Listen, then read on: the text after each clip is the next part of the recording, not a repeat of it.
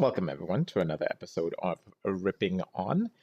So, tonight's ripping will be on Fast and Furious, Hobbs and Shaw. And I have very little expectation that it will be good due to the fact that most of the Fast and Furious movies are complete garbage and are blown way out of proportion and unrealistic and all the stuff. But I am willing to sit down and watch it and see if it could be potentially interesting. So let's hop right into it. So, like within the first 10 minutes of the movie, bad guy shows up. Like his entrance is kind of cool on a motorcycle and everything. Uh, he walks in. He's able to beat the snot out of like at least six guys, and one of the main characters, which is the girl, I'm assuming. And it shows how badass he is. And then, like typical Fast and Furious franchise, they're gonna show this guy being a badass and all of that.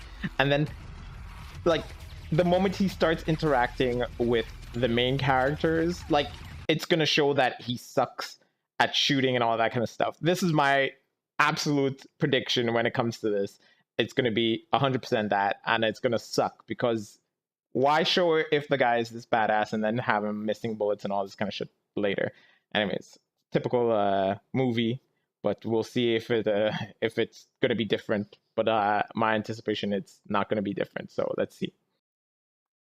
Like I predicted, not too long after, the bad guy interacts with the main characters, Hobbs and Shaw, and he's unable to hit them with bullets and all that kind of stuff. Now, I'm okay with that to some extent. So now the next scene that I end up watching was the fact that they break into the CIA place and they capture the girl and they jump out of the window, having these magnetic cables attached to them as they're falling. Okay, like the calculation involved in that is still pretty freaking intense, but anyways, whatever.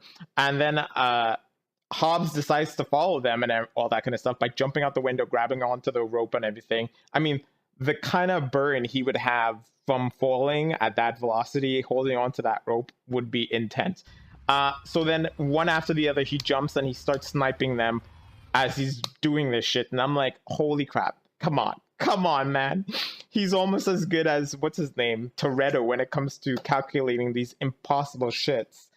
Anyways, so then the girl, she gets loose and she's, I guess, snaps the cable with a knife. Just a regular, it seems like a military knife. She snaps the cable and I'm like, what?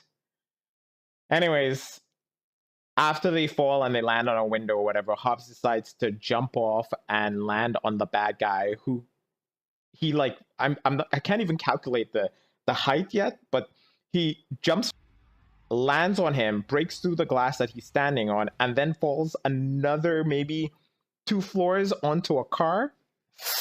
Yo, Fast and Furious universe, these people are fucking durable as shit. They are better than freaking Captain Marvel, or not Captain Marvel, any superhero who's like not like Superman style, but just durable.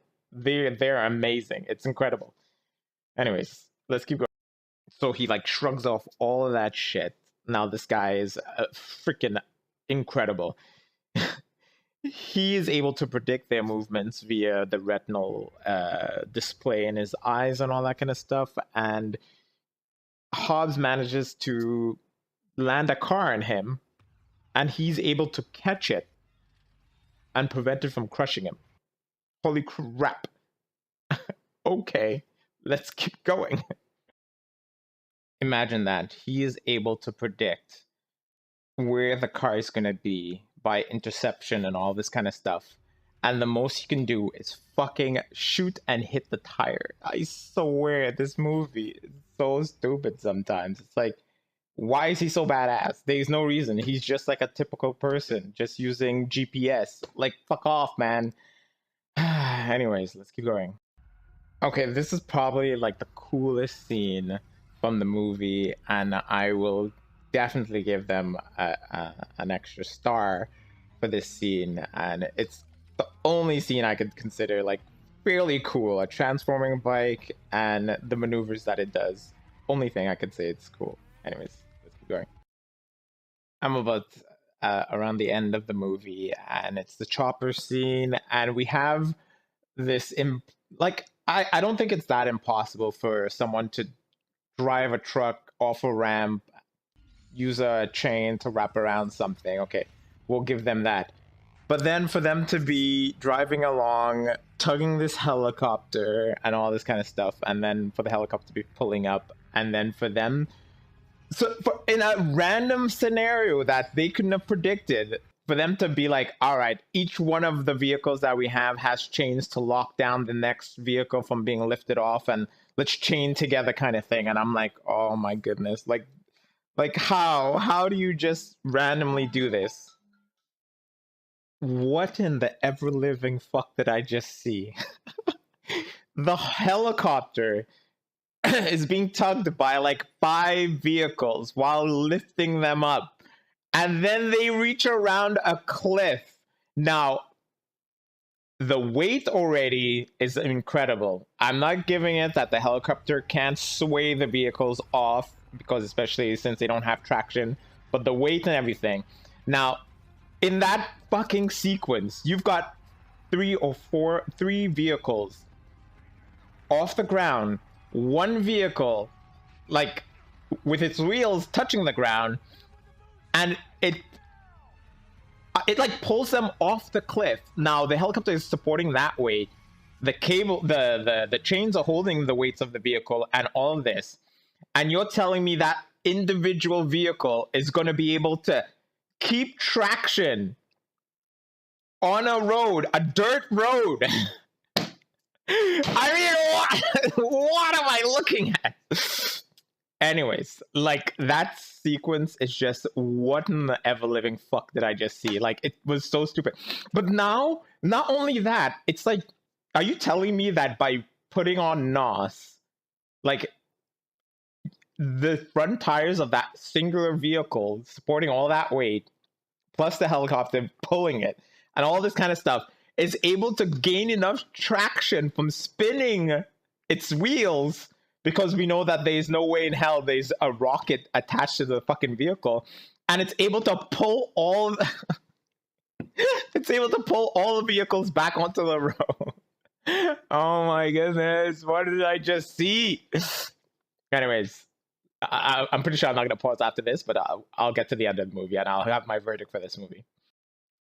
I said I wasn't going to pause again, but I mean, like I was saying earlier, these guys are so durable. The scene that's showing right now, the girl is in the helicopter, and you see the kind of damage it goes through, and she survives this fall.